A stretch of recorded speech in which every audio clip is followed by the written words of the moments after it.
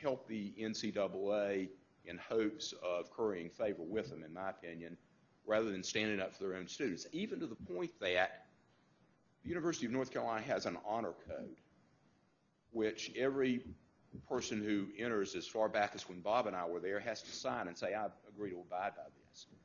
That honor code gives you certain rights, the right to a presumption of innocence, the right to have your case investigated and heard before the honor court. But a student athlete can be deprived of his or her right to participate in intercollegiate sports with no action by the honor code. In our opinion, the honor code either means something or it's a scrap of paper, and if the university doesn't have to abide by its obligation under that, then how can they hold it against students? Final point, just a little anecdote. And I think this really goes to what I would characterize, Marcia, I'm not a theologian like you, but as a basic immorality of the system. Little story. After our client was declared permanently ineligible and we were unable to get an injunction allowing him to play a senior year, we hustled around and on the very last day got him eligible for the supplemental draft. He wasn't drafted, but he did in fact catch on with the Ravens, made the 53-man roster on injured reserve. An amazing accomplishment with Deunta 9 days practice or 9 days in camp. But when we were trying to give him some exposure to NFL prospects, it was a pro timing day, coach coming up in Chapel Hill. The scouts were all going to be there from a dozen or more teams, several of whom were interested in him. It would cost the university nothing to allow him to come to the university track, the university gym, the facilities, and work out for the scouts like the rest of the guys. So we asked them, can he do that? Answer, if you will drop your lawsuit against the NCAA and us. Otherwise, he's not welcome here. Wow. So we scrambled around to get him a high school facility that he could work out at. To me, Marcia, that is a basic failure of the university to live up to its obligations to put its students first. Look, Mr. Moderator, if I could follow up on that. I'm up here Yes, I think you're on to kind of another layer there, and the question that I would raise is, who is the University of North Carolina? Is it Chancellor Holden Thorpe? Is it Dickie Bedour? Is it Butch Davis? Is it Deunta Williams? Who is the University of North Carolina? When I hear, this talk about, well, the university, they went to bat for some of these guys. Who did? Who did? Butch Davis tried, he got fired. John Shoop tried, he got fired. Dickie Bedour tried, and he had to take an early retirement.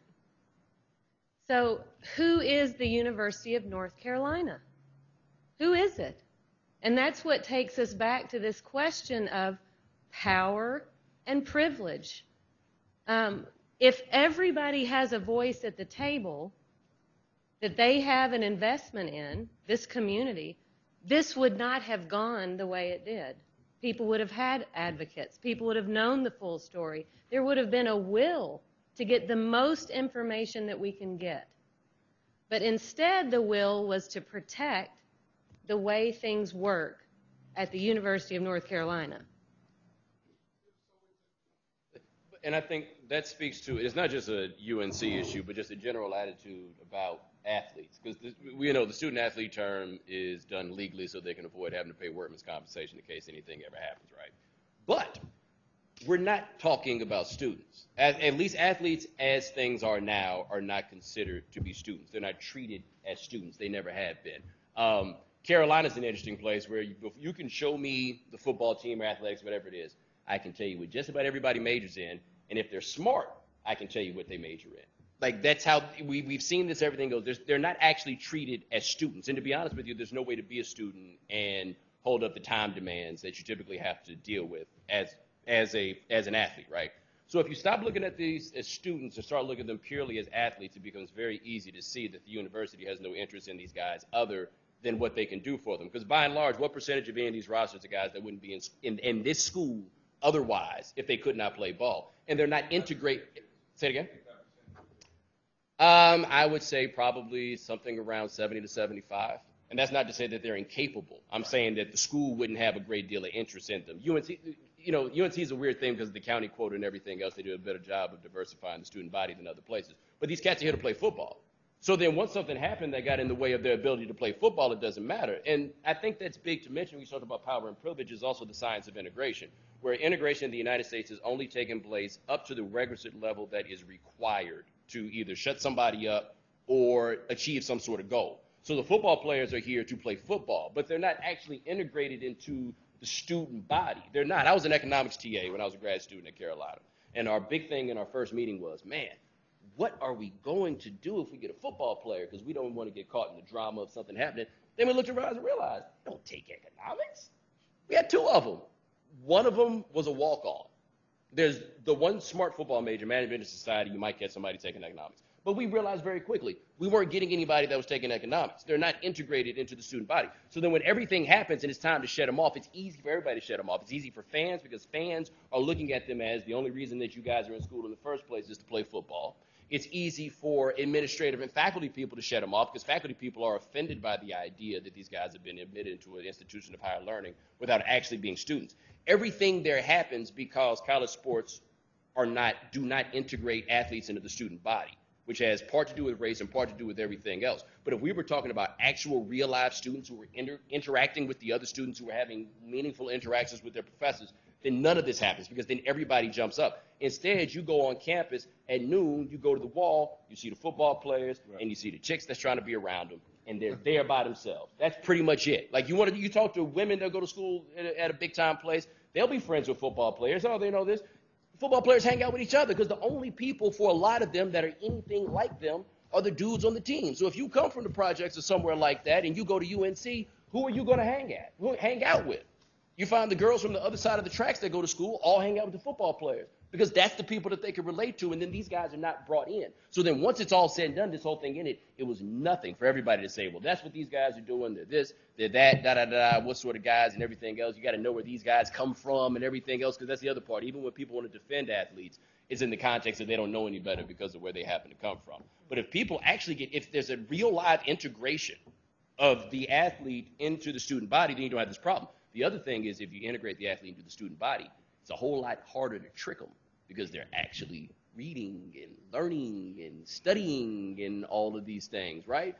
But what's the NCAA get out of kids that can read? Really, what benefit do they have out of players that actually can think for themselves? None. The one thing that I did want to say is for Justice Soar is that, one of the things I think when we hear about integrating student athletes into the larger population, sometimes folks might make the assumption that, well, they can't be integrated. But I think that one of the realities is with the schedule, the student athletes have to keep up with. We talk about a very physical sport like football, with the injuries. I played baseball, and sometimes it was hard for me to get up some days to go to class, and then this opportunity. I mean, when you talk about meetings, when you talk about travel, when you talk about having study time, unless there's a concerted effort made by athletic coaches and administrators to integrate student athletes into everything that's going on, it's very difficult to do, whether they want to do it or not. Yes, sir. I got 3 points. One, Devin did take economics because that's one of the questions in his interrogation. They said, well, do you use a tutor? He says, well, if I have a particularly tough course. And he says, well, what do you think is a tough course? He says, well, Econ 421. There was this sort of pregnant pause. You took Econ 421. Sort of that expectation that, you wouldn't do that. I had lunch a few weeks ago with a young woman who played one of the major sports in Carolina, female athlete. She was talking about, she was interested in going to law school, and she was talking about her grades weren't that good. And she says, I was putting in 25, 30 hours a week playing her sport and then gone missing numerous classes.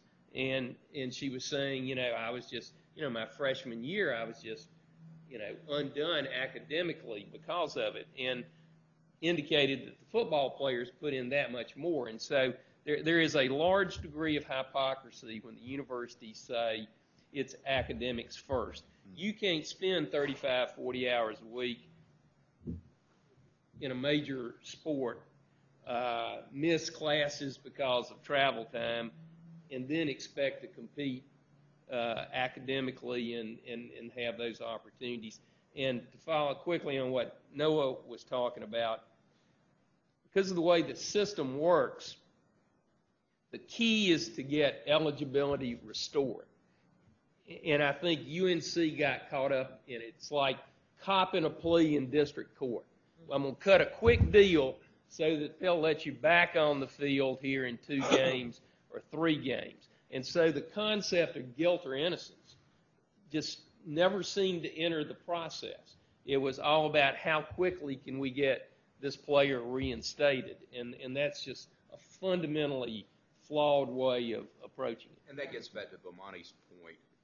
If the university looks at our guys as not students but just players, that's what they're interested in, So what if we take a chance and a guy admits to something that will be on his record forever if we can get him back after a couple of games? Well, I'd also say this. This is when you talked about, how to handle it, because you mentioned Auburn. It was very interesting with the Cam Newton situation. We got 2 schools that fairly transparently committed NCAA violations, Auburn and Mississippi State, that somehow got to the point of discussing $180,000 but never did anything wrong. Because I know that when I'm not doing anything wrong, people always come to me and tell me they want to give me that they need $180,000 for something, right? That's always how it works when you do nothing wrong.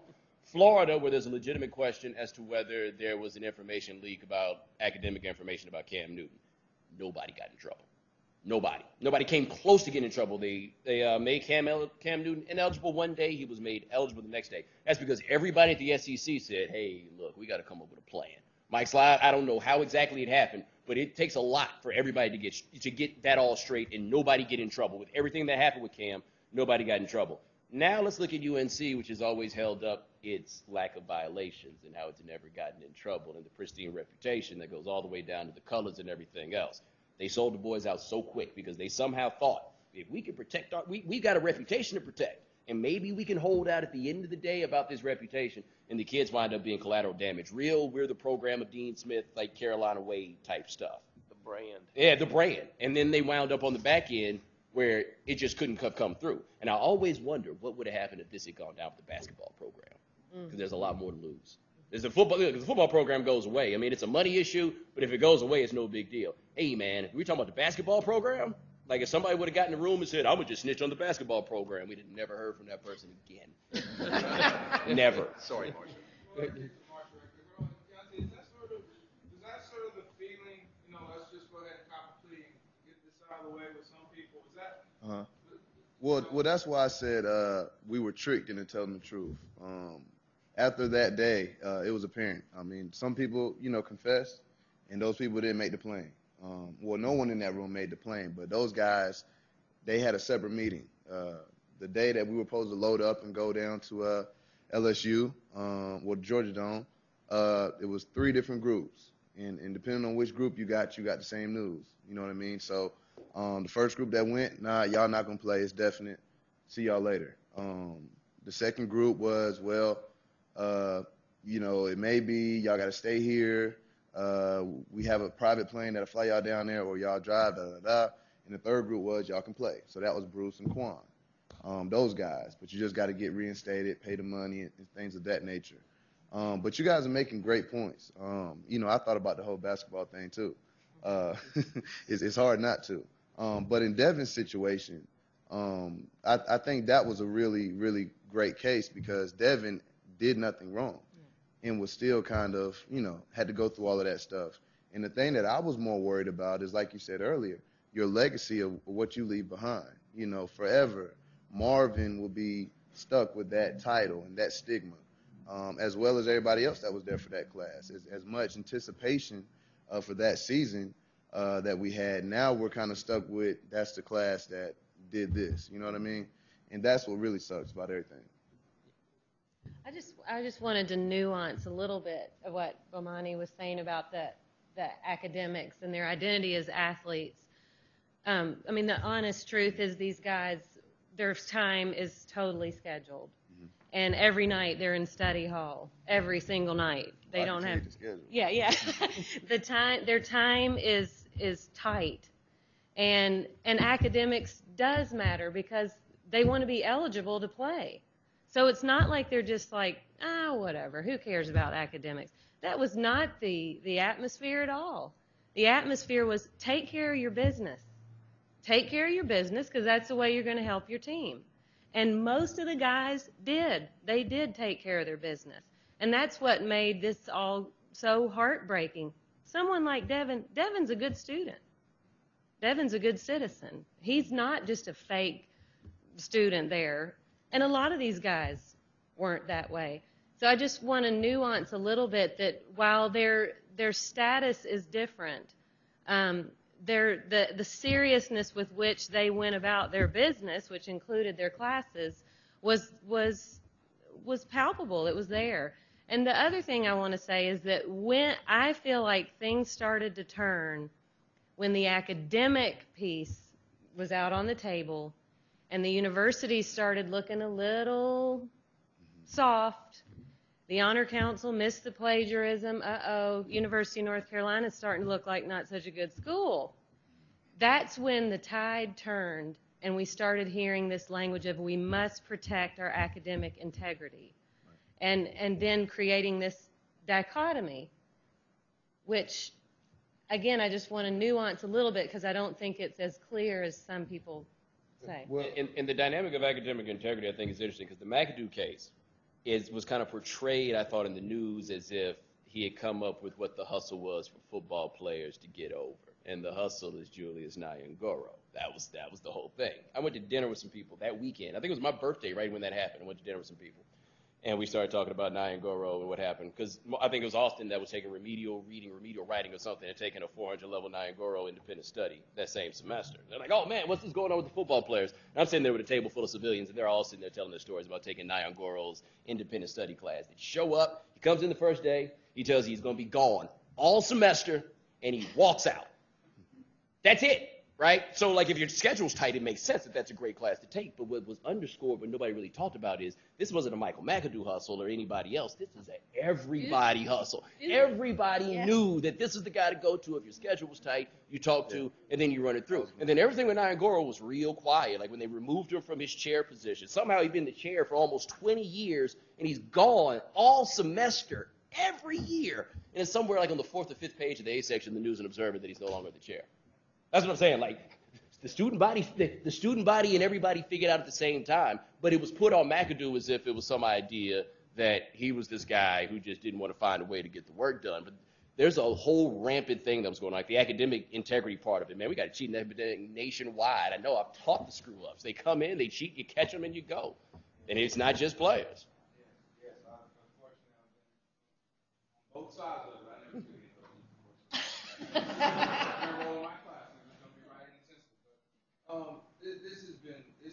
This is fascinating. What I want to do is I want to open it up to our audience because I know we have some law students, we have some faculty in here, we have some folks from athletics, so I know there's a range of questions. But I'm going to go ahead and plant the seed now. I want to say when I come back, I want to ask you about how do we correct this moving forward? Meaning, what does due process mean? How do we ensure it, whether it's from a legal standpoint, a public policy standpoint, from the standpoint of the student athlete? I want to talk about that. But let's open up the floor to the audience with any questions for our panel. Question, taking it from a litigation standpoint, Mr. Huffsteler, do you think that equal protection is probably the best way to avoid a national trend to protect these players? And if so, how does a rational basis possibly come into that? Sure. If it's applicable. Sure. I'm glad you asked the question because I think it reminds me of something that I should have said earlier. The NCAA argues that playing intercollegiate sports is a privilege, not a right. And nobody has a right to be on the football team. Well, no one has a right necessarily to be in the Glee Club or the Valkyries or debate team, but in our view, any person who is qualified by his or her ability and hard work to earn a spot on any of those kind of organizations needs to have an equal opportunity to do so, and any deprivation of that needs to be related to not an arbitrary and capricious, but an actual justifiable reason to keep them off that. So I do think that we have an equal protection argument in our case, and I do not think, I'm not sure we can fit this legally into a suspect classification, but I think when someone's basic due process rights are violated, as in our case where the NCAA's own records show that they knew that the facts upon which they were acting were wrong, and they went ahead and went forward with it too. To me, even if we have to make an arbitrary and capricious case, I think we can meet that standard. Before we go for our next question, I missed this sort of point. What was that process like when you're trying to let the NCAA know this information that you have is incorrect? And here's some additional information, or here's some amended information. I remember a conversation with Devin's mom and with Justice Orr with regard to it's almost like they don't want to know. Now, in our case, and this is nothing that isn't in the public record, but in our case, the chair of the committee that considered the reinstatement, and again, this is before we're involved in the case, our client had no representation at that time, although I think he assumed that the university lawyers were representing him. At that point, the hearing starts. The chair of the committee says, this is not a hearing about the facts. If the facts were in dispute at all, we would call the hearing off and go back to an investigation. And this is basically your opportunity to plea for leniency because you've admitted that you're guilty, and now this is your opportunity to tell us why you shouldn't get the capital punishment of permanent ineligibility. Representative of the university, to his credit, got up and said, that's not right. You've got your facts wrong. The honor court, since we made our initial finding, has acquitted the young man of some of the things that you're relying on. And so not only are the facts not undisputed, you've got the facts wrong. The chair of the committee then told him, your time's up, sorry, we've got to move along, went straight forward to complete the hearing and refused the reinstatement. It's the kind of procedure, Emmett, that any judge or lawyer would find to be just totally unacceptable from a due process standpoint. But then they fall back on the idea that, well, it's just a privilege, not a right. You don't have the right to play football. And in any event, you have no contract with the NCAA. They get away with it because virtually every student athlete who has a legal issue can't get a Noah Huffsteler to represent him or her. And they will man up with enough lawyers to fill a coliseum. You know, the NCAA can afford to pay the biggest law firms in the country to fight, defend, and in those few circumstances, like in the Oliver case, where they get an adverse ruling, they then settled the case. They paid Oliver $750,000. He was a baseball player from Oklahoma State, I think. You know, and so you don't establish any case law, Brandon, you know, that can really help. And one of the great things about knowing his firm and the associates, they have put in hundreds and hundreds of hours on this case, and they're still fairly early in the process. But I hope Mike McAdoo keeps fighting because he got as raw a deal as anybody in the whole situation. Anybody had an opportunity to see the hearing on WRAL? I mean, you were in their battle. You were in their battle. Next question. I got to tell you a quick story about that. The only good thing that came out of that thing being televised was one of my young associates was there at council with me. And of course, the Pack Pride folks jumped all over this on their website. But there was a multi-page thread on Pack Pride on, quote, McAdoo's lawyer has a hot assistant. That was the only good thing about that hearing.